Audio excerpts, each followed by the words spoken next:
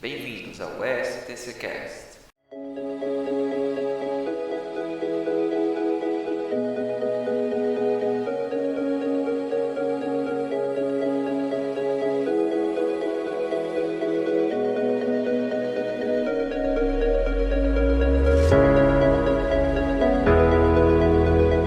Olá pessoal, tudo bem?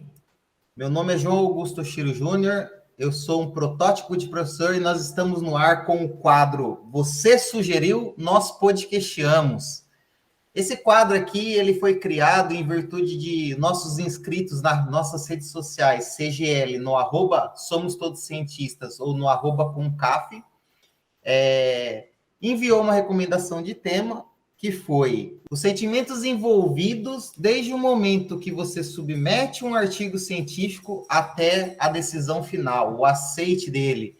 E para isso eu estou aqui com a nossa equipe do STC e do CONCAF, meus amigos de longa data já de caminhada, que estão nessa luta conosco. Eu queria começar apresentando o nosso doutorando, Demis Ferreira Mello. Tudo bem, Demis? Opa, João, tudo bom? Tudo bom com vocês? É um prazer mais uma vez poder gravar mais um STCcast e conversar sobre um tema que é de bastante relevância, né? Então, Poxa, vamos embora. demais, Demis. Muito bom. E agora, Camila Martins, a nossa mestranda. Tudo bem, Camila? O que você achou desse quadro aí, que foi uma sugestão de um inscrito das nossas redes sociais? Oi, galera, tudo bem? Espero que todo mundo esteja bem. Eu adorei, na verdade, porque acho que a primeira vez que eu publiquei meu artigo era a única coisa que eu queria falar. Então, eu acho que todo mundo tem um sentimento sobre esse tema. Pois é, também acredito que todo mundo vai se identificar, vai comentar aqui. Conta pra gente também como que foi, o que você sentiu neste momento, né? Que você publicou o teu artigo, deixa aqui nos comentários. E para essa temática, Demis e Camila, eu acho que a gente não poderia ter deixado de fora aquela que vai tatuar o dói do primeiro artigo dela, Mariana, nossa mestre. A recém-mestre aqui, né, do grupo, Mariana Dantas. Tudo bem, professora Mariana Dantas? E aí, galera, bom dia. Quero saudar a todos, meu grande ex e amigo, né? Professor João, meu grande amigo Demis, minha parceira também, Camila. Quero dizer inicialmente que estou com muita saudade, né, da minha galera. E Meu esse Deus. tema, para mim, como foi falado, é muito a minha cara, né? Eu que vivia muito ansiosa durante o tempo da minha pós-graduação em publicar, né, meu primeiro artigo, e graças a Deus deu tudo certo. É um tema que hoje a gente vai falar para você que está iniciando a sua vida, né, acadêmica, científica. Vamos dar algumas dicas para que você possa aí, né, concluir com êxito o tão sonhado, né, a tão sonhada publicação do seu artigo científico. Então, nos acompanha, né, escuta esse nosso podcast científico até o final.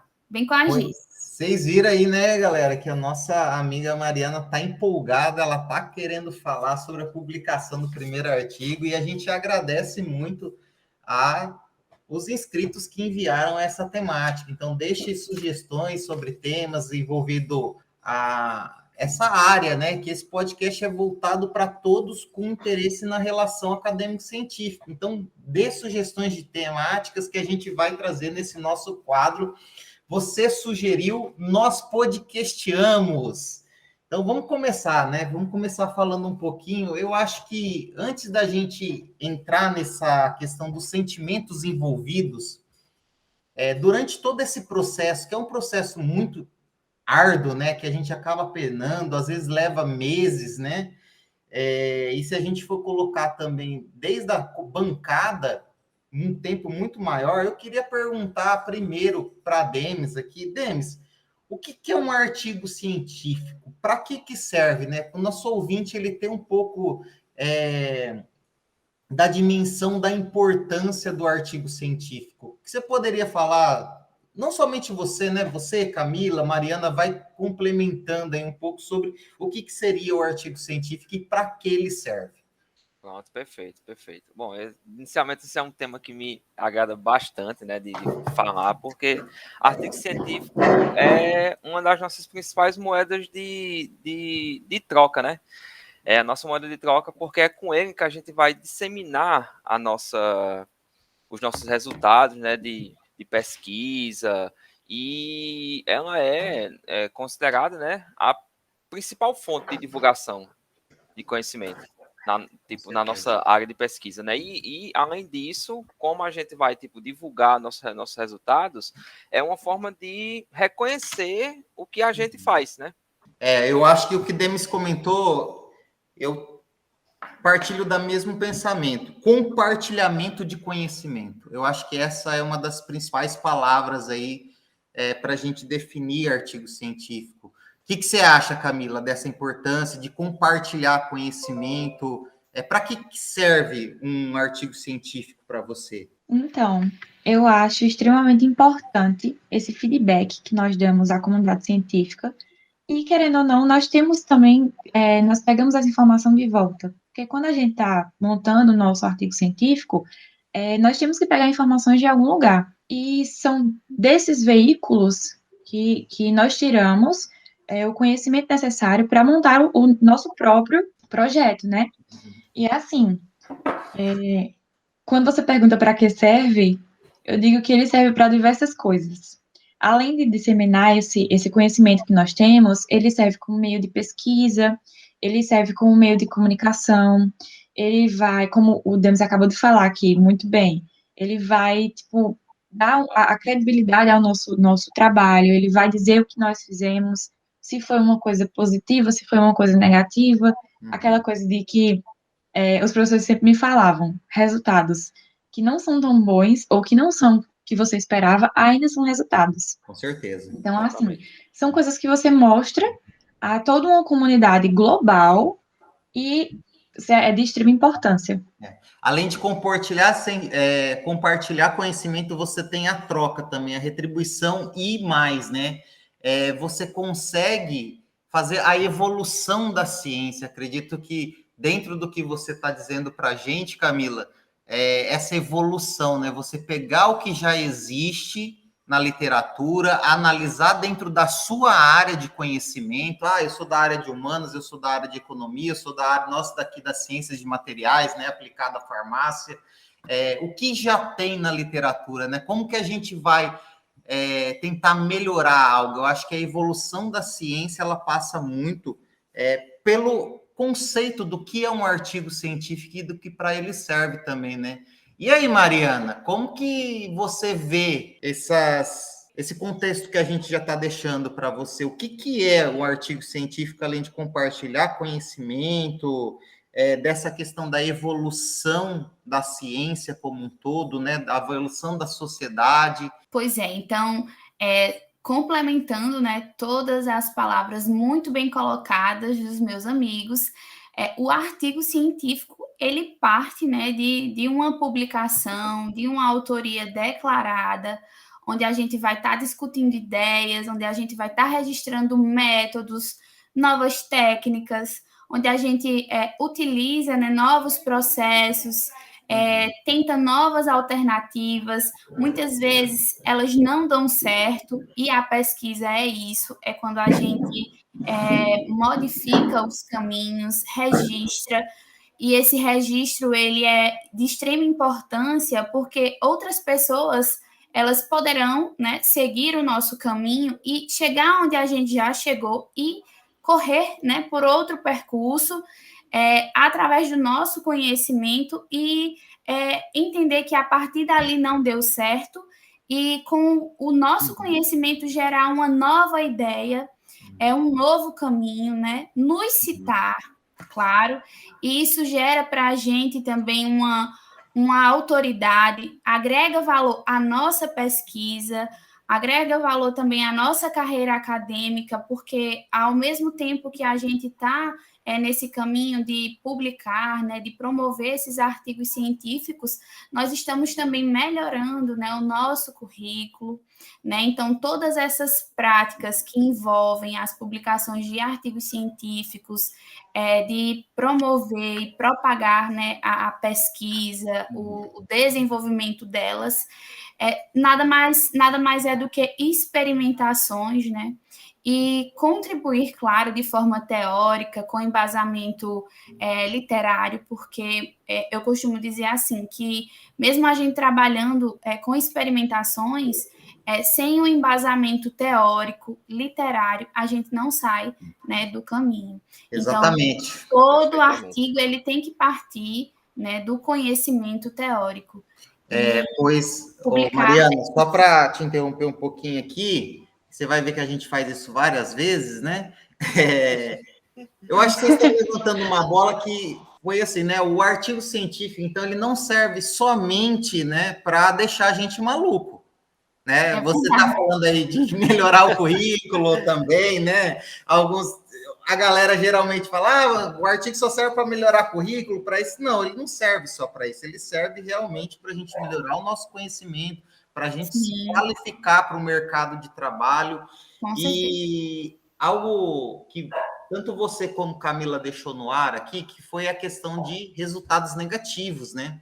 Eu não sei se vocês sabem, mas já existem várias revistas que publicam resultado negativo.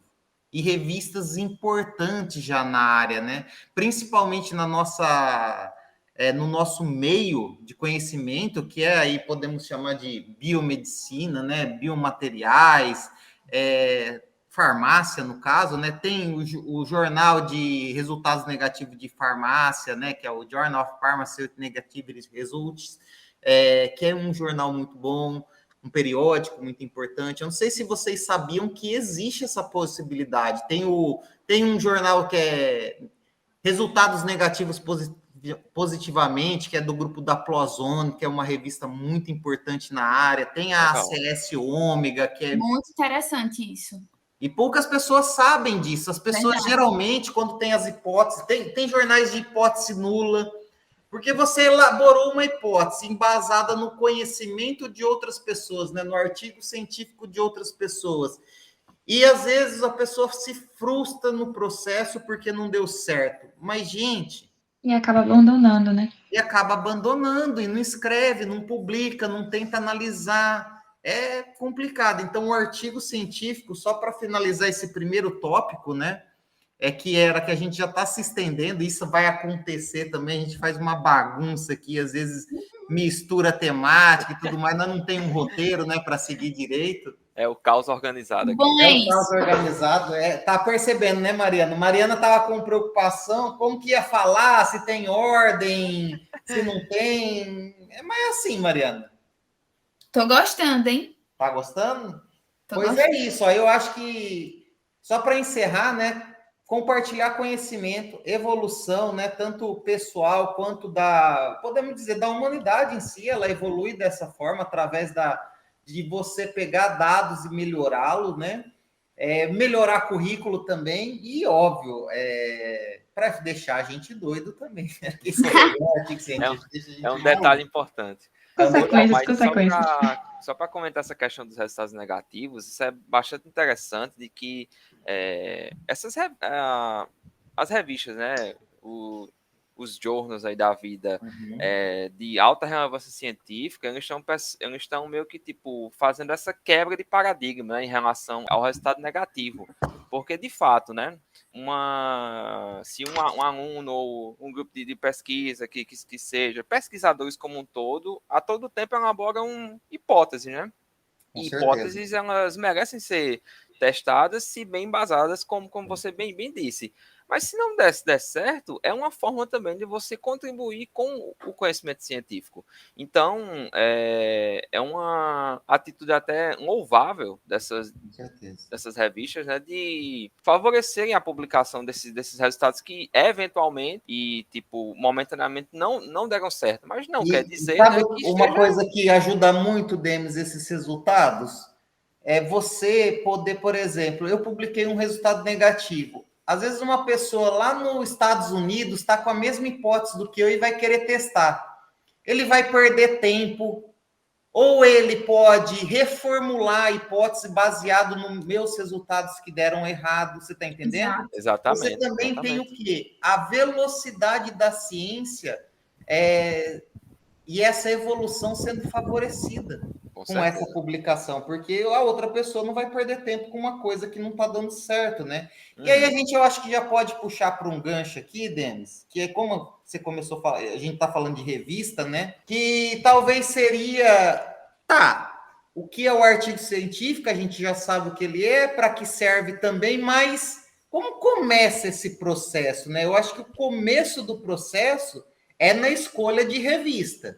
Com certeza. E aí, dentro da escolha de revista, como a gente não podia ter esquecido de Mariana Dantas para entrar nesse podcast, eu não posso deixar de passar a palavra para Camila Martins. Porque ela teve um tal de um artigo aí que ela teve que submeter ele como no mínimo umas 5 vezes, né? Então ela teve que escolher muitas revistas, né? E aí, Camila, o processo de um artigo, né? Depois que você tem ele escrito, como escolher uma revista, né? Como escolher essa revista? Como que você faz? Baseado em quê? Você prefere escolher a revista antes de começar a tua hipótese ou depois? Fala um pouquinho sobre esse processo para a gente, como que você tem feito? Então, pessoal, persistir e não desistir. Essa é a frase. Persistir e não desistir, gostei. Pois é. Assim, João, quando eu me vi com os meus resultados e com o meu artigo escrito, eu tive que sentar e analisar tudo que eu tinha feito. E a partir dessa análise foi que eu percebi aonde ele se encaixava da melhor maneira.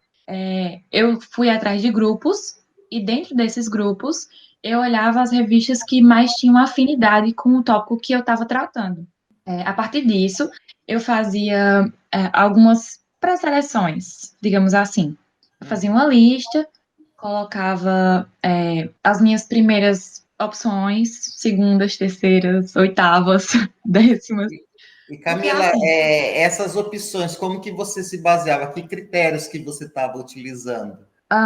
Primeiramente, eu queria saber se essa revista ela tinha a publicação gratuita ou não, se ela tinha esse acesso aberto, porque, como todos sabem, nós não temos tanto recurso para esse tipo de coisa. Tá, deixa eu só deixar claro aqui para quem está nos escutando, Camila, que os periódicos, essas revistas científicas que publicam dados ou artigos de revisões, né, elas podem ser de 2 formatos, né, onde o acesso ao público geral ele é livre ou quando ele é restrito, né? E essas revistas elas podem dar esse acesso para o público de forma gratuita ou forma paga, assim como para nós pesquisadores, pessoal. Tem revistas que cobram uma taxa para a gente publicar, e essa taxa é para que o acesso fique aberto, né? Que o leitor qualquer pessoa possa clicar lá no documento e ver ele na íntegra, né? Então, o que Camila está fazendo nós não temos dinheiro para pagar revistas para publicar o nosso trabalho. Eu estou querendo deixar uma provocação aqui já, né? Olha o absurdo que é esse meio. Nós gastamos dinheiro, nós fazemos uma pesquisa, temos que pagar para publicar para deixar ele de acesso livre. É complicado. O que você acha disso? Escreva aqui nos comentários. E também tem as revistas que são gratuitas. Então, Camila, um dos critérios dela era deixar em revistas de acesso aberto e gratuitas para nós também, né, Camila? É isso, né? Isso. E assim, esses valores às vezes são absurdos. A gente estava até comentando um pouco antes da gravação iniciar, que a Demis falou até um valor que eu fiquei aqui, gente, que é isso? E assim, então um dos pontos principais era se esse acesso ia ser aberto ou não. Depois que eu determinei isso, eu fui para a questão de afinidade. Eu escolhi um grupo, dentro desse grupo, o acesso, depois do acesso, afinidade ao tópico. E aí, quando eu separei todas essas revistas que teriam afinidade ao tópico que eu estava apresentando, eu olhei o fator de impacto que cada um apresentava. E assim, claro, óbvio que eu coloquei aquelas de maior fator de impacto em primeiro lugar, que eu iria tentar primeiramente. E caso desse errado, eu iria tentando as próximas. Pois pronto, viu? Demis, e aí, Demis, o que você acha desses critérios de Camila, né? Ela olhava aí revistas gratuitas, fator de impacto, afinidade com o tema, E você, né? Como que você faz? E você poderia falar para a gente um pouquinho o que é esse tal do fator de impacto aí, para o nosso ouvinte também entender, né? Às vezes tem alguém que não é da área e tá curioso aqui também, né? A gente aceita os curiosos, né? Compartilha aí o nosso podcast. E aí, Demis, dê sua opinião sobre a temática. Claro, em relação a esse passo a passo inicial de Camila, que é a realidade de muitos, né? A gente procurar primeiramente revistas boas, que tenham uma relevância científica e um crivo científico, né? Que isso é bastante importante, é alto. E, posteriormente, procurar, obviamente, as gratuitas, né? Não somos um centro, já. Inclusive, não é a questão da realidade total do Brasil de ter verba 100% disponível para a publicação de artigos, como a gente Camilo havia comentado que em off, né? As conversas pré-gravação, né? A gente estava comentando em relação a esses custos que a cada ano que passa, a cada semestre que passa, tem um aumento. Cara, absurdo, a cada semestre, absurdo, todo semestre absurdo. Elas estão fazendo reajuste e cada vez mais revistas elas estão se aderindo a esse modelo de cobrar do pesquisador. Está sendo muito difícil encontrar revistas boas gratuitas. Exatamente.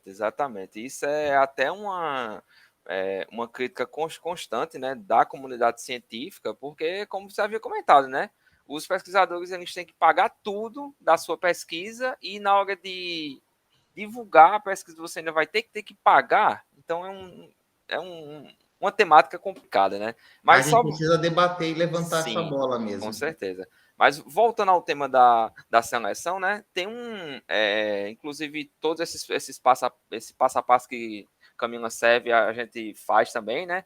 Mas tem um outro, só complementando o que ela havia como comentado, em relação a que você tem também ferramentas, né? Dos grandes grupos, a exemplo da Elsevier, né? Que você consegue, meio que faz uma seleção de possíveis revistas, né? Baseadas no título, resumo e palavras-chave. Então já vai meio que listar. É ótimo. É muito, muito, muito interessante. Ela vai basicamente listar, né? Umas revistas que possivelmente se encaixam na sua temática. Então isso é bem interessante também e é uma forma também de você que está na etapa, né? De publicação dos seus resultados, de fazer essa busca. E como sempre, né, a gente um caos organizado, né? Eu fugi um pouco da pergunta de João, que é em relação ao fator de impacto, né? Que nesse caso existem várias métricas, né? A mais famosa é a da JCR, né? Que é uma métrica que ela vai relacionar a quantidade de artigo, a quantidade de citações que a revista possui, dividido pela quantidade de artigos que ela publica. Então, se uma revista ela tem muitas citações, ela é uma revista que ela possui uma alta relevância científica, né? São revistas em que os seus artigos elas possuem várias citações e são muito, muito buscadas pela comunidade científica. Então, se uma revista ela tem muitas citações, a tendência é que o seu fator de impacto ela cresça, né? Então, a gente meio que escolhe também as revistas por essa métrica, né? Que é uma métrica importante. O fator de impacto aí da JCR é um dos mais famosos, né? E ele vai avaliar realmente essa importância, né, dos periódicos através do número de citação no ano anterior. Ele tem uma equação lá que eles fazem para dar o JCR, o impacto, né, de cada revista. E isso foi desenvolvido, né, como uma ferramenta para tentar evitar aquelas revistas predatórias que a gente chama no meio, né? que já pegou muita gente, né? E o artigo acaba sendo prejudicado aí na questão da visibilidade, na questão de te tornar famoso no meio científico, vamos dizer assim, né? E aí eu passo essa bola para você, Mariana, para você comentar um pouquinho, além desse processo de seleção de revista, né? O que você, como você vê essas revistas predatórias, o que são essas revistas predatórias? Você tem algo a acrescentar sobre essa temática? Vamos lá. Antes de falar um pouquinho... Cansou já, Mariana? Fiquei um pouco sem voz agora, né? Fiquei em silêncio, aí acabei ficando um pouco sem voz. Eu gostaria, antes de falar, né, sobre as revistas predatórias, só de acrescentar algo que eu acredito que é pertinente ao tema, né? Se tratando da questão da visibilidade, né, na comunidade acadêmica. Eu não sei se você percebeu, mas eu tô achando Mariana Dantas muito formal. Mariana, mulher, fique tranquila, você não é assim. Eu te conheço de longas datas. Deles corta, viu? Não corta nada, não. A gente estava falando da visibilidade, não foi isso? De revistas predatórias. Isso. A visibilidade, eu ia falar alguma coisa antes da revista predatória, que foi o que Demis citou da visibilidade. Para acrescentar em relação à comunidade acadêmica, que, por exemplo, a gente tem também aquela ferramenta no portal do Periódicos CAPES, que é quando a gente pode também, através dessa base, né, pesquisar através da indexação a melhor maneira ou a melhor revista, através do tema do nosso artigo, seja ele de pesquisa ou de revisão, qual a revista que se encaixa, né? E aí ele através dessa busca, ele seleciona para a gente o melhor caminho das áreas, das sub-áreas de conhecimento e vai direcionando a gente na hora de escolher, por exemplo, o periódico que a gente deseja publicar. Bem lembrado, Mariana. A ferramenta do Periódico CAPES, ela é bem importante, né? Exatamente. E bem lembrado, bem lembrado. Isso, e aí ela também nos ajuda nessa questão do direcionamento. E quando Camila falou em relação ao Qualis, né, que é importante a gente avaliar, eu não sei se algumas pessoas sabem, né, a busca, mas a gente consegue encontrar o Qualis das revistas, por exemplo, na plataforma Sucupira, né? Sim. A gente coloca lá no Google mesmo, né, portal da plataforma Sucupira, e a gente consegue identificar a classificação, né, por ordem das revistas, né? O Qualis CAPES, ele é baseado no fator de impacto também, mas não somente no fator de impacto. A plataforma Sucupira, ela também tem algumas modificações, inclusive o Qualis deu uma alterada agora, né? A gente não sabe se ele está realmente valendo ou não, porque está meio que uma inconstância, né? Tá uma complicação por enquanto, né? Para não dizer outra palavra. E realmente, mas ainda dá para a gente buscar o Qualis, na verdade, é a classificação das revistas por área, pessoal. E é como eles avaliam os programas de pós-graduação. Então, por exemplo, lá na área de ciências farmacêuticas, muitas vezes vocês vão ver que uma revista pode ter um fator de impacto um pouco maior e ela ter um Qualis menor, porque para aquela área, para a área de ciências farmacêuticas, aquela revista ela não é tão relevante quanto a outra. Também tem essa questão de área, sabe? Até porque tem ciências que a busca de dados e a citação torna-se o fator de impacto do JCR muito mais alto do que outras, entendeu? Então, eles tentam fazer essa igualdade em áreas também. Então, não sei se ficou confuso, mas o processo é confuso mesmo, e isso é feito pelo pessoal lá da CAPES, né? O pessoal especializado.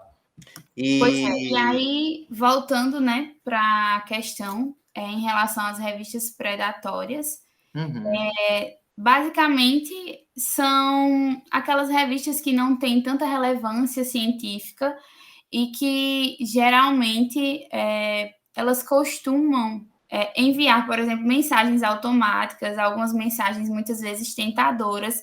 Não sei se João vai se recordar. Algumas vezes eu recebi mensagens no meu e-mail e, inocentemente, às vezes até no início da minha pós-graduação, por não conhecer ou talvez por não entender, e graças a Deus sempre fui muito bem instruída e sempre tive essa comunicação, né, com o meu orientador. E eu perguntava a ele dizia, Mariana, não funciona assim, né? A gente tem todo um critério de avaliação e geralmente essas revistas, quando nos procuram, né, a gente vai avaliar, segue, por exemplo, todos esses critérios e elas não têm relevância para a pesquisa acadêmica, né, para as publicações. Então, no geral, essas revistas predatórias, elas se resumem a isso, né? Uhum. São revistas que não avaliam criteriosamente. Tem avaliação em pares, né, também. Isso. Aceita o artigo de primeira apenas pagando uma pequena taxa. Não tem aquela avaliação duplo cego, né, onde a gente Sim. considera, né, que são mais eficazes os nossos trabalhos. Com certeza. E tem aquele péssimo hábito de, por exemplo, a gente já ter publicado um resumo em algum anais, em algum congresso, né, e aí ter o tão temido plágio, né, em outras obras. Então, praticamente, as revistas predatórias, elas trabalham desse jeito e a gente, né, da área acadêmica tem que ter muito cuidado em relação a isso. Fiquem cuidado, pessoal, atento, né? Quando a esmola é demais, o cego desconfia, já dizia minha avó, né? E aí, Camila, você quer contribuir com o tema? Então, quando o Mário falou aqui que recebeu alguns e-mails, eu super me encaixei nessa temática, porque, assim, eu recebi e-mails constantemente depois que eu publiquei, acho que no meu primeiro congresso. E aí eu ficava, meu Deus, uma revista tá me chamando para publicar. Eu ficava super feliz, né? Mas eu não sabia o que significava. E aí, em conversas com o grupo, eu comecei a entender o que era uma revista predatória, mas mesmo assim eu ainda fiquei naquela dúvida. E eu lembro que uma das cadeiras de mestrado seria a redação de artigo científico, ministrada pelo professor Felipe Hugo. Muito obrigada, professor Felipe, inclusive. E ele me fez perceber, primeiramente, ele deu o contexto do que era e tudo mais. E aí eu fiquei naquela dúvida em como é que eu vou saber se todas as revistas que eu estou citando no meu artigo, por exemplo, elas não fazem parte de algum predatório. E aí, uma das atividades que ele lançou era que a gente achasse predatórios da nossa área e que comentasse um pouco sobre os artigos publicados neles. E aí eu procurei, minha gente, eu procurei muito, porque eu não tinha certeza. Eu conhecia algumas revistas que eu já citava e que eu li os artigos mais frequentemente, mas eu tinha aquele medo ainda de essa revista ser ou não um predatório. E aí eu achei um site, ele chama Predaqualis, e nesse site eu consigo colocar o nome da revista e ela vai me dizer se é predatória ou não. Inclusive vai me dar o qualis dessa revista. E foi o que me deu, assim, uma luz, porque sempre que eu tenho uma dúvida, eu vou para esse site, coloco o nome da revista e ela me diz se é ou não uma revista predatória. Isso me ajudou bastante na minha análise desses artigos.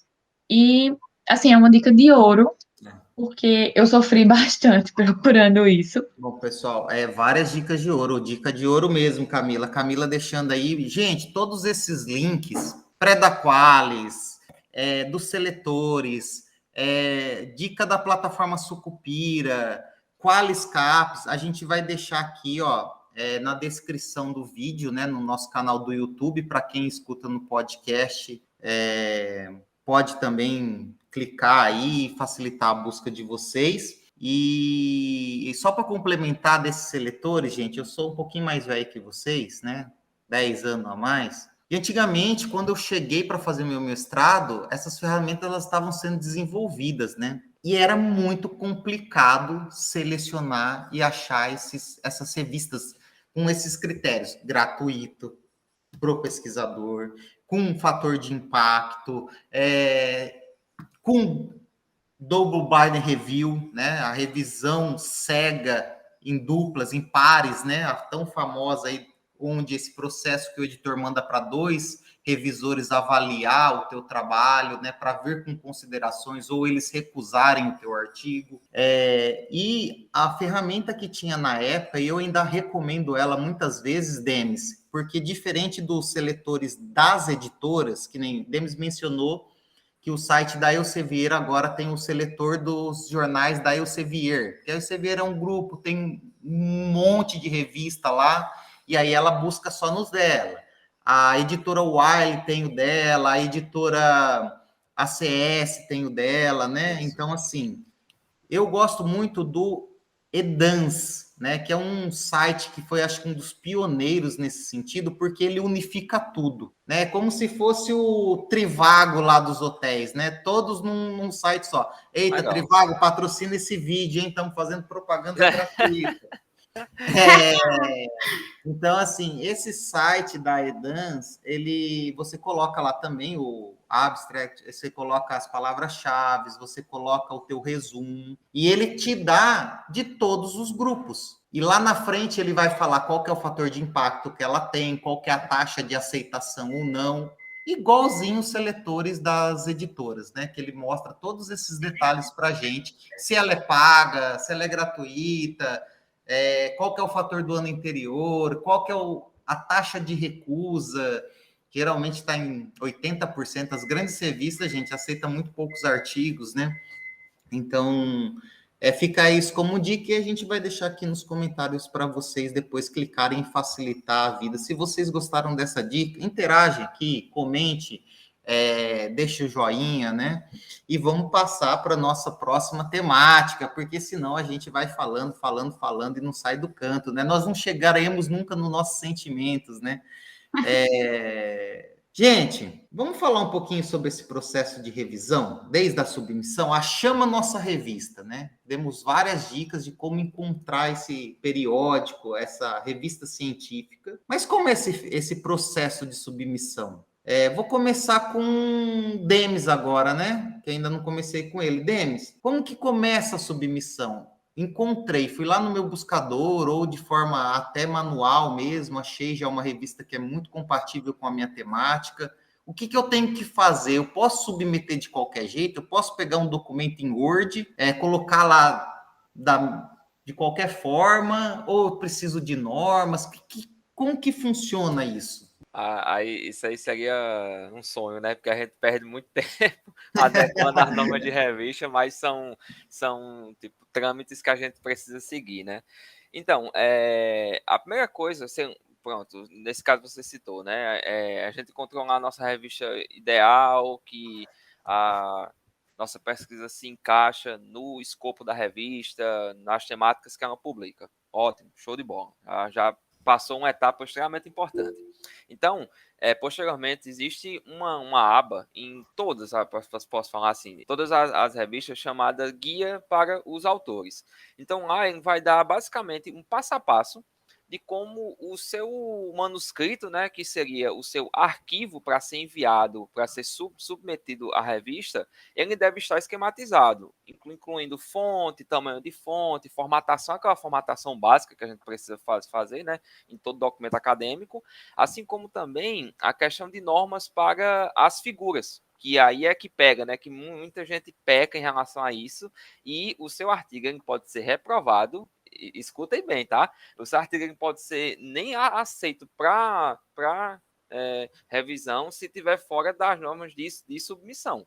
Então, isso é uma coisa que deve ser feita com bastante cautela, atenção e comprometimento, né? Para que você mantenha... É o processo mais chato, né, Denis? Exatamente. Você tem que deixar nas normas, porque senão o editor vai ver que você não teve um carinho, né? Exatamente. Já de início, ou seja, isso já é indicativo de falta de atenção, que provavelmente teu material vai estar com uma baixa qualidade, então ele vai reprovar de cara. Com um dia você vai ter uma resposta lá. O artigo não é bem-vindo nessa revista. Basicamente isso, né? E assim, o seu artigo ele pode ter um resultado sensacional, né? Pode ter sido bem, ter ficado bem escrito e tal, mas se você não colocar nas normas, é um problema.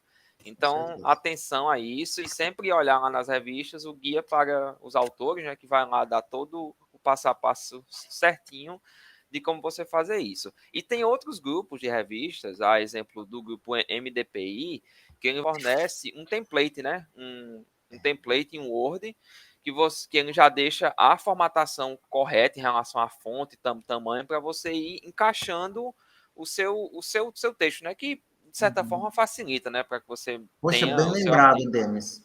Muito bem bem lembrado, formatado. porque é uma tendência. Tem muitas revistas, como, por exemplo, a Betan Science, o grupo, né, da Betan Science, eles também estão com essa tendência. Legal. E nós inovamos no Concaf, Demis. Eu não sei se você sabe, mas eu entrei em contato com o editor, né, da revista e pedi um template para ele. Então, as pessoas que submeteram o artigo no nosso Congresso de Ciências Aplicadas à Farmácia, eu já disponibilizava o template, que facilita muito a vida do autor, onde ele não ia precisar ver a fonte, ia ter que ver como colocar a figura, já tinha lá todos os locais corretos, né? Legal. Apenas para deixar esse gancho aqui, eu acho que quase ninguém sabia, mas isso foi algo que nós fizemos no Concaf também. Só um comentário também, gente. Muitas vezes as pessoas pensam que por ser do mesmo grupo, as revistas não têm alguma alteração nessas normas. Bem lembrado, Camila. Isso, você tem que prestar muita atenção em cada revista, porque às vezes modifica uma besteirinha, e essa besteirinha que vai fazer você ser reprovado. Pois é. E aí, Demis, mais alguma questão? Passo para a Mariana Dantas falar aqui um pouquinho sobre esse processo das normas, de submissão. Mariana, como que funciona isso? Como é essa submissão? Demis falou de que você precisa seguir um guia para os autores, né? E depois, fiz esse guia, estou lá com o meu documento em Word, em PDF, as figuras ajustadas na qualidade que eles pedem. Para onde eu envio, né? E aí eu organizei tudo isso. Tenho que ter muito cuidado agora na hora de submeter o meu artigo, né? Geralmente as revistas, elas ensinam como é que a gente vai fazer, existe todo um critério a ser seguido, e a gente nunca vai fazer isso sozinho, né? Geralmente, comumente, né, os orientadores, eles nos auxiliam nessa parte, não são todos, mas alguns, eles nos auxiliam. É uma fase onde a gente aprende muito, né? Às vezes existem muitas dúvidas durante o processo, mas a gente consegue. É uma coisa que eu queria reforçar em relação ao que Demis e Camila estavam falando, né, durante esse processo de submissão também dos artigos científicos, é que a gente tem que ter, sim, um pouco de paciência. Às vezes o artigo, ele volta, quando não volta 100% reprovado, ele volta para a gente fazer alguns ajustes, e se esses ajustes, eles existem, é porque, com certeza, né, o editor, o revisor, ele viu que o seu artigo, ele tem relevância científica, então é preciso que você também tenha um certo cuidado, né, na hora de reorganizar as suas ideias, tenha paciência, porque às vezes a gente também se cansa, né? É um processo lento, que demanda também energia, mas no final dá tudo certo. Bom, Mariana Dantas comentou aí já sobre o processo, gente, de avaliação, né? Depois que você colocou nas normas, submeteu no sistema da revista, cada revista tem um sistema onde você vai anexar os documentos. Caso o teu artigo realmente passe pelo crivo científico do editor, ele manda para os revisores, né? E como a gente estava dizendo, nós aqui, o nosso grupo, sempre procura escolher revistas que utilizam o processo de double blind review, né? Que é aquela revisão à cega com 2 avaliadores, né? E nesse processo pode vir uma resposta, vem uma decisão depois de um tempo. E este tempo é um tempo muito relativo e específico de cada revista. Como o processo de revisão ele é feito de forma gratuita, acho que Mariana pode até dizer, Mariana, quanto tempo mais ou menos os artigos que você já tem submetido demora para voltar uma resposta? Bom, nesse processo que a gente vem vivendo, né, agora de pandemia, as escritas, as escritas acadêmicas, né, o meio científico, ele deu uma parada em relação às pesquisas de bancada. Então, todo mundo voltou mais introspectivo e deu aquela acelerada no processo de escrita, digamos assim. E aí a gente teve uma demanda muito grande na escrita, na submissão de artigos. Então, o que foi que aconteceu? Muita gente escrevendo ao mesmo tempo, muita gente submetendo suas pesquisas, né, suas revisões, e aí esse período em que as revistas passam a analisar, né, a aceitar, a revisar os nossos artigos científicos, eles se prolongaram muito mais. Eu, por exemplo, ano passado, ano retrasado, não lembro ao certo, submeti um artigo em julho e nós tivemos a primeira resposta em março desse ano. Nossa, né? Então, foi aí mais ou menos 6 a 7 meses, e isso é muito angustiante. A todo momento eu ficava perguntando, né? João, vai dar certo? João, estou preocupada. E ele sempre me dando aquela força, me motivando para não desistir e me lembrando que a gente estava passando por um processo difícil, mas que no meio acadêmico, né, isso pode acontecer, e de fato foi um período longo, mas a gente conseguiu, né, publicar isso mesmo. no meu primeiro Mariana artigo. Dantas está dando um exemplo aí que esse prazo de parecer da primeira resposta, né, gente, pode demorar muito tempo. Tem revistas que demoram até 1 ano para avaliar o teu artigo, mas tem revistas que o prazo é menor. E Camila pode até comentar sobre isso, porque ela acabou de ter uma decisão de um artigo. E quanto tempo ele ficou submetido, revista, até chegar a essa decisão? Então, João, o último que eu submeti, ele ficou cerca de 2 a 3 meses. Uhum. Ele já tinha sido aprovado pelo editor, passou pela revisão por pares, depois ele foi reprovado. E aí é o que eu falo daquela coisa de ter primeira, segunda, terceira e oitava opção. São os vários, tem que ter várias opções, porque o artigo, às vezes, ele não vai ser aceito na primeira, né, Camila? Isso. E assim, você falou do site, do site, que a gente pode encontrar esses artigos, certo? Na hora que você está fazendo a sua seleção. E nesse mesmo site, ele nos dá o período, uma média mais ou menos de tempo que leva para o editor e os revisores responderem. Por exemplo, Os sites seletores, né, Camila? Ele já te dá o prazo que cada revista aproximadamente tem para dar essa resposta, né? Então, assim, você não vai completamente vendado. Você sabe mais ou menos quanto tempo que você vai esperar por essa resposta. Claro que agora, como Mariana falou, a situação está um pouco difícil, um pouco diferente, digamos assim, mas ainda segue mais ou menos esse mesmo padrão. Então, vamos continuar aqui na nossa sequência, né? O artigo foi submetido no sistema, o editor, digamos que o editor tenha aprovado as normas, né, que você documentou, passou agora para o parecerista, tem um prazo do parecerista analisar, fazer as considerações. E aí, Demis, eu te pergunto, né, quando o parecerista dá o aval dele ou não, né? Como que funciona isso? Você recebe um e-mail?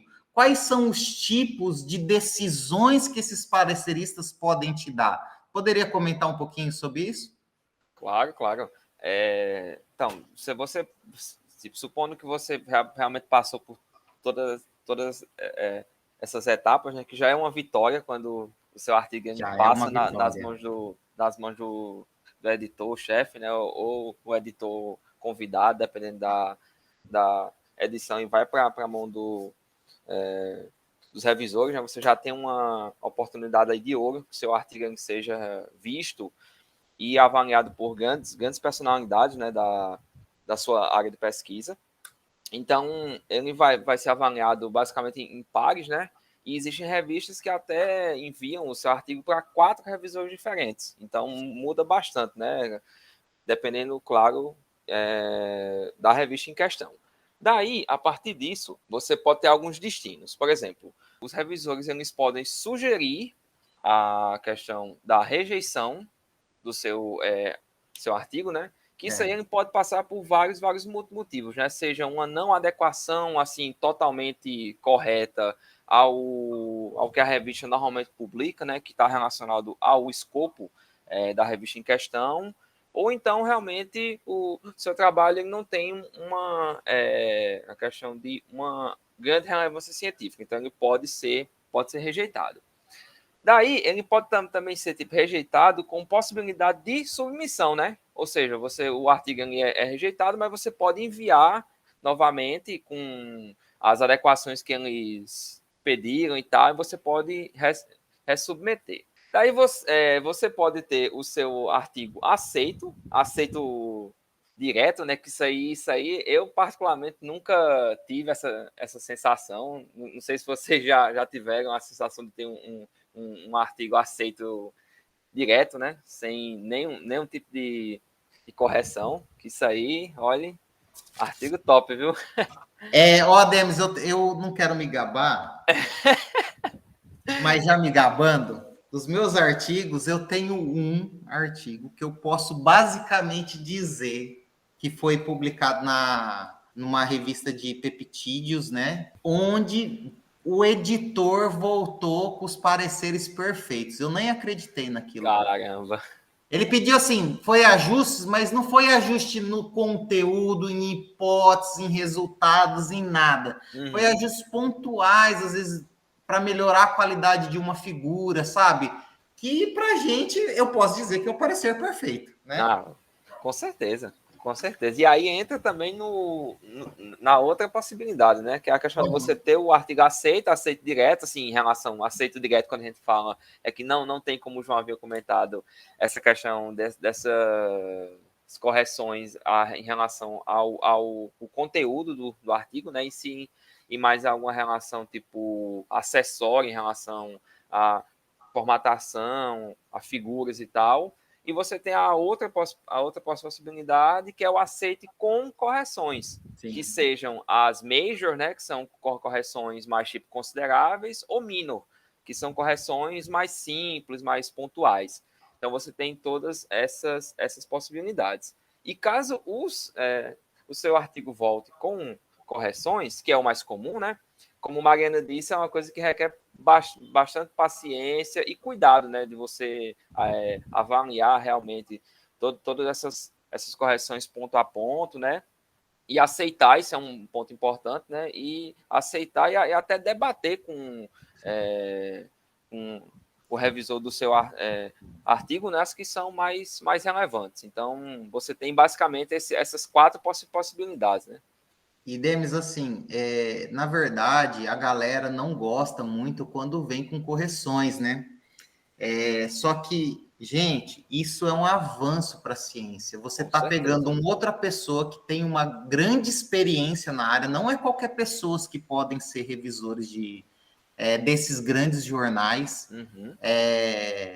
Então, são pessoas que já estão há muito tempo, ele vai dar uma outra visão, ele vai levantar, às vezes, teorias para vocês, ou vai te ajudar a melhorar a forma do teu critério científico na discussão de algum determinado resultado.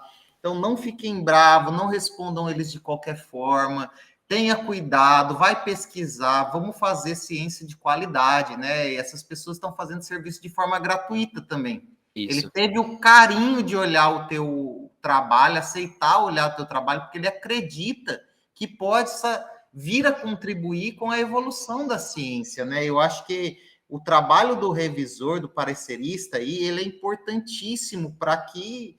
e ele é necessário para que não aconteça os viés metodológicos, né? A gente viu um viés metodológico aí acontecendo... nesta pandemia, com o caso daquele artigo francês lá da curcumina, que culminou nessa grande bobeira, né, aqui neste país. Então, assim, foi devido a um viés metodológico, né?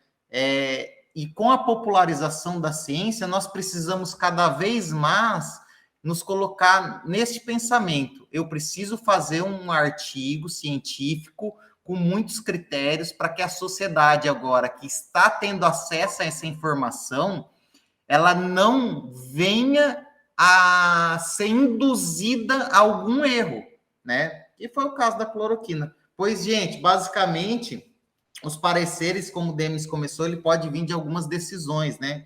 A primeira pode ser o aceite direto, aí o parecer quase impossível de acontecer, né? Quando o artigo está realmente perfeito, né?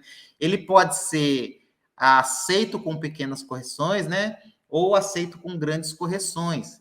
E esses aceitos com pequenas ou grandes correções, na verdade, ele muitas vezes, se você não responder de forma adequada e científica, ele pode ser recusado o teu artigo, né? Exatamente. E às Alguém vezes, quer assim, finalizar o tema, contribuir com mais alguma coisa antes da gente passar para a alegria, para o sentimento bom, porque a gente ficou até tenso, pessoal. sim. Eu queria dizer É isso que, mesmo. às vezes, o seu artigo ele pode ser recusado, mas ainda vir com algumas modificações, sabe? Com algumas dicas. E isso é uma coisa, assim, muito boa, porque quando o seu artigo é recusado, acaba que você não tem certeza onde você tem que olhar com mais cuidado, sabe? Ter aquele olhar mais criterioso. E quando ele é recusado, que vem com essas alterações, você já sabe onde você tem onde tem que ter essa modificação. Que foi o que aconteceu comigo. Recentemente, o meu artigo foi recusado, mas ele veio com esse parecer dos revisores, o que fez com que eu tivesse um olhar diferente para as coisas que eu tinha colocado lá, e agora eu posso melhorar esses tópicos e resubmeter ou nessa mesma revista ou em alguns outros lugares. Pois é Isso isso, é Camila. muito Eu bom acho mesmo. que é esse mesmo o pensamento, né, Demis? Isso mesmo, é muito bom. Quando, mesmo se o artigo que seja rejeitado, a gente fica triste, obviamente. Seria hipocrisia da nossa parte falar que não, né? A gente fica. Mas quando vem com essas contribuições dos revisores, ou até mesmo do próprio editor, é bom que a gente ter essa segunda, terceira, quarta visão, né? Sobre a nossa produção, né? Pois pronto. Então, aí depois desse processo, acertei lá o que eles pediram, né? E ele foi aprovado. O momento da aprovação, minha gente, a glória final, aquele momento que a gente fala, meu Deus, eu vou chorar de alegria, eu quero ir pro bar, beber uma cerveja, comemorar, manda mensagem para os autores agradecendo, como nós somos besta, né? Destinada. Como nós, pesquisadores, somos idiotas. É um momento... É só quem faz isso sabe qual que é essa sensação. Só quem sabe E aí, Mariana, me faz. já E passa a bola para você. né? Você quer falar, pode falar. E aí, diga, como é esse Eu momento? me sinto 100% inserida nesse contexto. Chega, eu me arrepio todinha, porque eu lembro da sensação, era muita expectativa, a todo momento eu perguntava, o artigo, eu não era a primeira autora, mas era como que fosse, né, realmente a primeira autora. Eu lembro que a minha parceira e amiga, ela estava bem cheia, ocupada, finalizando outras coisas, né, da competência também do mestrado, e João me confiou, né, me deu a responsabilidade, na verdade, de organizar esse artigo. E ele disse, Mariana, o filho é seu. E aí aquilo me deu alma nova e eu digo, vou levar para frente. Quando saiu essa aprovação, minha gente, eu juro, eu pulei de alegria. Meu sorriso vinha na orelha, eu mandava mensagem para João, eu mandava mensagem no grupo.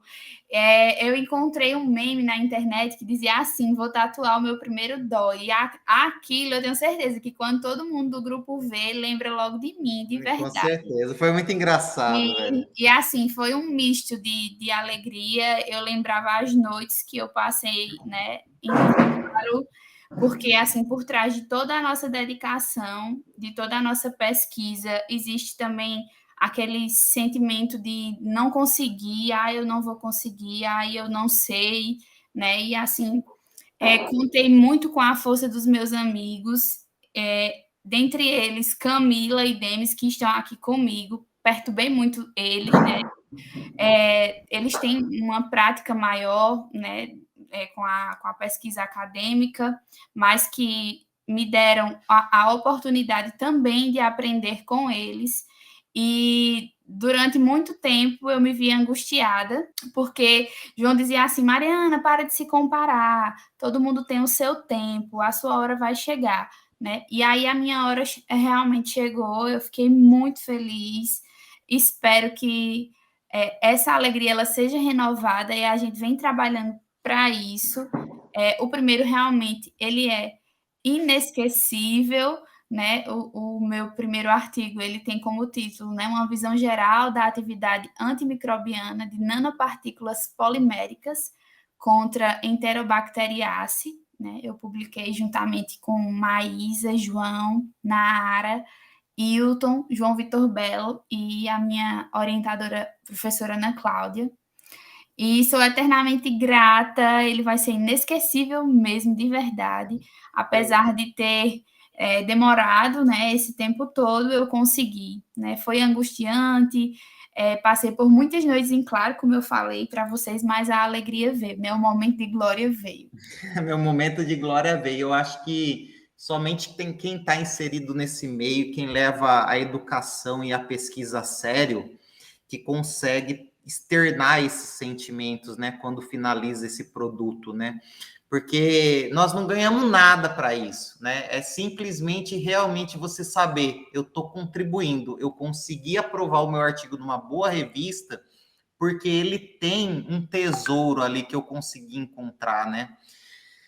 Nesse sentido, Camila, na verdade, não somente o meu primeiro artigo, eu lembro muito bem do meu primeiro artigo publicado, comento depois, mas cada artigo que eu publico, cada artigo que algum dos meus alunos publicam, eu ainda tenho o mesmo sentimento, porque eu sei como é difícil fazer pesquisa nesse país, né? Como é difícil o que nós fazemos e como é mais difícil ainda publicar numa revista de alto impacto.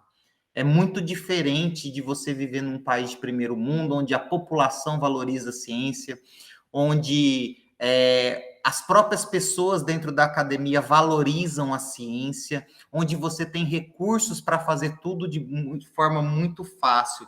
Então, a gente publicar um artigo num país como o Brasil, numa revista de qualidade, é momento de consolidação mesmo, de alegria total, né? Então, o que eu quero passar para quem não é da área e que talvez chegue até aqui e escute, é isso, gente. É muito complicado, né? É muito difícil. Camila, fala um pouquinho para a gente também desse teu momento, de quando você recebeu lá o e-mail falando o teu artigo está aceito. Ai, gente, quando ele foi aceito, na verdade, eu lembro que eu coloquei no grupo. A primeira coisa que aconteceu, eu mandei para João. E aí eu fiquei meio paralisada, sabe? Eu fiquei tipo, meu Deus, deu certo. O que eu fiz deu certo. Eu fiquei muito feliz. Aí quando a ficha foi caindo, me deu aquela alegria tão grande que eu tinha que extravasar. Então eu dancei, gente. Mas eu dançava tanto dentro de casa que a minha mãe chegou a perguntar se eu tava bem. Ela chegava assim pra mim e fazia, tá tudo bem. Aí eu tive que explicar o que estava acontecendo. A louca, né? A louca dentro de Então. casa. Mas assim, esse não foi o meu primeiro. Na verdade, o meu primeiro artigo, ele foi publicado com a nossa equipe. E eu não fui a primeira autora. Quem foi a Rafaela Moreno. E eu posso dizer também que eu senti a mesma felicidade. Eu participei de todo o processo de escrita, do processo de revisão, de tudo. E por mais que não seja você o primeiro autor, você ainda faz parte daquilo. Então é uma vitória sua também. É uma coisa muito gratificante, gente. Com certeza. E eu acho assim que esse é uma temática, caso vocês gostem, a gente pode fazer um podcast somente sobre quem deve entrar no artigo científico, o número de autores, porque existe uma polêmica aí, né? Muitas pessoas colocando gente que não trabalham nos artigos apenas para favorecimento, então a gente pode entrar nesse tema aí no próximo podcast. Se vocês quiserem, a gente se compromete e coloca a nossa cabeça na forca, né, para falar sobre essa temática. Mas esse sentimento que Camila e Mariana falou de participar e não ser o primeiro autor, que isso aí é relevante, só tem quem realmente fez o artigo, viu, galera? Fica a dica. E aí, Demis?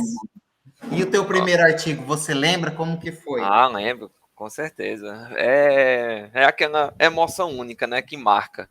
No meu caso também foi o mesmo caso de Mariana e de Camila. Eu não fui o primeiro autor, né, do artigo, mas eu acompanhei bastante todo o andamento da pesquisa, escrita, revisão. Então, estava bem a par com o mestrando, que era Davidson, né, aluno do meu orientador de mestrado, professor Boniva. Então, a gente submeteu numa edição especial da revista de análises térmicas e calorimetria, né? A famosa JTAC, para quem tem contato aí com a área das análises térmicas. E o artigo ele demorou apenas sendo extremamente irônico, 1 ano para a gente receber uma resposta de que se ele tinha sido aprovado, de que se ele saber da existência da submissão. 1 ano. Nossa. Imagine a angústia que a gente tava. Foi enviado, acho que uns 10 e-mails para revista, para editores, e assim, 1 hora saiu. Saiu e quando a gente viu lá o aceito foi maravilhoso, uma sensação indescritível, e que, como a João havia comentado também, né, essa sensação ótima que a gente tem ao publicar um artigo, ela é sempre renovada quando a gente publica outro, né? Quando a gente consegue publicar outro. Então, é um vício, assim, eu gosto de falar que isso é um vício, mas é um vício bom, que a gente gosta de ter aquele sentimento, né? E é um sentimento que tem quem realmente é comprometido, né? E quem realmente faz ciência, né? Realmente, quem é comprometido com o conhecimento, quem está aqui realmente para fazer ciência de alto nível. E, gente, muito gratificante. Eu lembro do meu primeiro artigo, eu estava no meu doutorado, e aí é o que eu falo, né, Mariana? Cada um tem seu tempo, e você publicou teu primeiro artigo no mestrado, e é algo que eu falo para os meus alunos. Gente, vocês estão ano-luz à minha frente. Quando eu estava no mesmo estágio de vocês, eu tinha... pensando somente em currículo, que eu acho que a gente não deve pensar somente em currículo, e sim no processo de formação como um todo, que o currículo venha a ser uma consequência, porque vai chegar no momento que a tua bagagem ela vai ser tanta que o currículo ele vai aumentando exponencialmente, né? Mas a base precisa ser consolidada, né? Fazer aí muito bem essa base para que a casa não caia, né, pessoal? Então, assim, Com certeza. Eu estava já no meu doutorado, ele tinha sido aceito com menores revisões no final da minha seleção para o doutorado e foi aprovado quando eu entrei no doutorado, cara. Foi uma alegria imensa e, no meu caso, eu era o primeiro autor e quero dizer o seguinte, eu era o primeiro autor porque eu já entrei, eu não fiz iniciação científica, né, como vocês. Então, geralmente, quando você faz iniciação científica, você vai estar envolvido na pesquisa de um mestrando ou de um doutorando, e aí você vai ser sempre um autor colaborador ali, na posição secundária, terciária, mas isso do ponto de vista científico e de currículo, o peso é o mesmo, né? Porque a sensação e os objetivos de trabalho foram os mesmos. Então, assim, não se preocupem com isso, né, pessoal, com posição.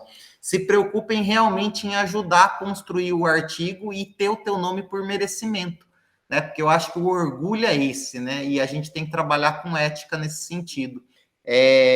Hoje, eu estou aí com 10 anos já nessa área acadêmica, desde o meu primeiro dia num laboratório de pesquisa, já cheguei aí aos meus 50 artigos, né, publicados, e a gente teve um aceite recentemente, cara, e foi a mesma alegria do meu primeiro artigo. Eu lembro do meu primeiro artigo até hoje, foi um artigo sobre sistemas formador de filme híbridos, onde nós fizemos ali a mescla de diferentes catalisadores para verificar a influência no tempo de formação, na característica dos filmes. Eu fui fazer a reologia lá na Química, eu fiz o teste de adesão lá na Farmacotécnica da Unesp. Cara, eu lembro passo a passo, porque eu participei, porque eu escrevi, porque eu fiz todo o processo junto com uma equipe, né, que me apoiou, que me ensinou, com coautores que me ensinou a utilizar o texturão, a professora Flávia Shiva, a professora Leila, que me deu todo o apoio, que ajudou na submissão, como Mariana Dantas falou, né? É o apanhado de toda essa nossa conversa, né? publicação. E realmente, Mariana, vamos todo mundo tatuar o DOI aqui, né? Vamos fazer o DOI dos nossos primeiros artigos.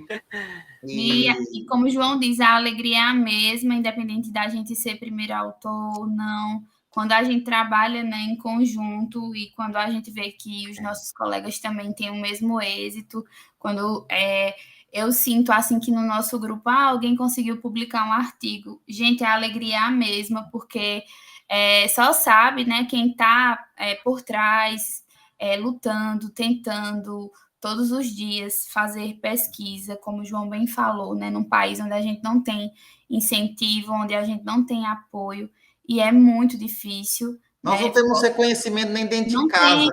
Não temos, dentro exatamente. de casa, as pessoas falam às vezes para mim, você só estuda? Não, eu não estudo, eu sou pesquisador. É que neste país não tem uma regulamentação para pesquisador. Muito Aí verdade. a galera paga mal para a gente fazer o trabalho mais importante de uma nação, que é desenvolver tecnologia, é desenvolver recursos novos, é fundamentar a economia, porque um país sem ciência, sem inovação, gente, nunca vai ser autossuficiente, vai depender sempre dos outros países. Então, o que a gente faz aqui é trabalho sério.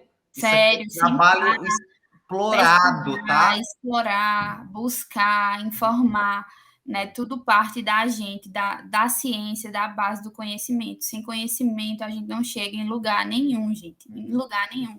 E isso é muito duro. E acreditem, né? Tenham força, tenham perseverança. Porque, como o João falou, muitas vezes a gente não tem o apoio, né, nem das pessoas de casa. Mas se você acredita, se você quer prosperar na ciência, tenha perseverança. Pois é isso, gente. Eu acho que o papo foi demais. Considerações finais, Camila. Vamos encerrar, que tá ficando muito extenso já esse bate-papo e a gente vai com ele até amanhã, se deixar. Se deixar, a gente vai até amanhã mesmo. Considerações finais? Alguém gostaria de dar seus comentários? Vamos começar com Camila. O que você achou dessa conversa, Camila? Como que tá? Tá pronta para o próximo? A gente sempre tá pronto para o próximo, né, João? Sempre pronto para o próximo, que vai ser hoje, né? Então. Eu queria dizer que esse assunto é extremamente necessário. Assim que eu entrei na universidade, eu sabia o que era artigo científico e eu sabia que era importante, mas eu não sabia onde que se encaixava na minha vida. E hoje a minha vida basicamente formular artigo científico, estar dentro da comunidade científica ativamente. Então, assim, eu acho que quanto mais conhecimento, quanto mais ideias a gente falar em torno desse assunto, mais conhecido, mais disseminado ele vai ser entre todos os estudantes da graduação e aqueles que não são da graduação. Só os curiosos, como, por exemplo, meu irmão, gente, quando ele tem curiosidade de algum assunto, ele vai lá e, como ele sabe que eu estou lendo artigo o tempo todo, ele sabe que são fontes confiáveis de informação. Então, assim, ele vai lá e ele lê, ele busca. E se uma pessoa que estiver ouvindo isso quiser buscar, quiser ir atrás do assunto, agora ele sabe como procurar, como fugir daquilo que não é confiável e como adquirir mais conhecimento no que você deseja. E nada contra os livros, sabe? Os livros, ele te dá a base. Sim. Mas os livros, ele tem uma certa periodicidade para ser atualizado. E os artigos científicos, você pega o que tem de mais relevante, mais atual sobre o tema no mês, no dia. O que aconteceu esse mês sobre esse tema, que algum pesquisador descobriu alguma coisa nova.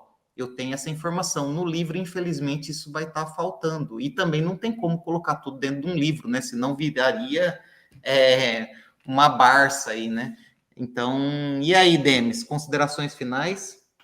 Não, só ressaltar a questão da importância desse tema, né, para a comunidade científica, porque é um dos nossos principais, se não o principal produto, né, que a gente produz, com finalidade de divulgação científica. E se esse papo tiver ajudado a você que está escutando aí, pelo menos um pouco, a entender melhor sobre essa questão do artigo científico, acho que a gente já vai estar extremamente satisfeito, mas é um tema bastante relevante. Né? Comente, compartilhe, anuncie nos seus grupos, deixe mensagem de outras temáticas, nós vamos estar sempre à disposição. Mariana, um prazer tê-la aqui pela primeira vez, né, como a nossa convidada especial para falar sobre essa temática, agradeço a presença, não vai ter corte nenhum nesse podcast, Mariana, e você depois reflita se vai querer ser convidada ou não, né, que estava brava aqui conosco e tudo mais. Mariana, considerações finais, minha amiga?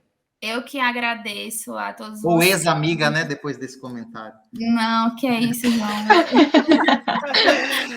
Eu agradeço demais pelo convite. Confesso que fiquei um pouco apreensiva, foi a minha primeira vez, mas quero voltar para a gente poder discutir ciência e quero deixar uma mensagem final.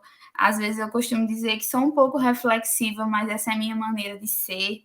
Diferentemente de Camila, que sempre teve esse contato, né, direto com a ciência, com o meio acadêmico, eu vim crescer bem mais, né, nessa área já na pós-graduação.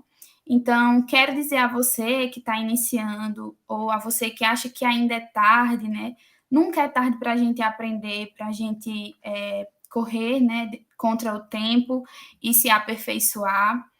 Quero frisar aqui também para vocês que a origem dos artigos científicos, eles vêm desde a Idade Média, onde os grandes cientistas, como, por exemplo, Isaac Newton, né, trocavam cartas com grandes cientistas, onde eles faziam os experimentos e escreviam em formato de cartas o que estavam acontecendo, né, entre os outros cientistas da época. E só para voltar lá no começo, onde eu falei em questão de currículo, e fazendo uma analogia em relação a essas cartas, que a gente possa não somente escrever esses artigos científicos pensando no nosso currículo, mas que a gente tenha esse cuidado, esse carinho e esse zelo de escrever os artigos científicos como eram escritas, né, as cartas, com cuidado, endereçadas, né, e com tanto zelo, porque, sobretudo, eles dão caminho, né, dão continuidade ao saber, né, à ciência, e é isso que a gente quer, não somente acrescentar o nosso currículo, mas prosperar ainda mais na ciência. Então é isso, agradeço a todos vocês pela oportunidade e estou aí, né, para as próximas pautas do nosso podcast, quem sabe. Pronto, perfeitas considerações finais, Mariana. Agradeço imensamente a toda a equipe aqui, né, que vem. A gente está com essa proposta de divulgação de ciência, de tentar popularização, de tentar fazer reflexões, ver se atinge as pessoas que comandam o jogo também, né? Mesmo muitas vezes, talvez, podendo colocar a nossa cara em jogo também, né? Porque a gente sabe que muitas vezes certas reflexões não são bem-vindas, né? Mas alguém precisa começar esse serviço e nós estamos aqui por todos. O Somos Todos Cientistas, @Somos Todos Cientistas no Instagram, ou @Concaf, tem essa missão também de tentar melhorar esse sistema. Um abraço a todos vocês, ouvintes. Se gostaram, deixe seu joinha, interage com a gente, compartilhe, vamos seguir as nossas redes sociais, vamos fazer esse canal crescer para a gente trazer mais temas. E se você gostou dessa temática, envie uma outra para a gente, né? A gente agradece aí todas as interações e todas as sugestões. E aí você sugere, nós podcastamos. Um abraço e até mais.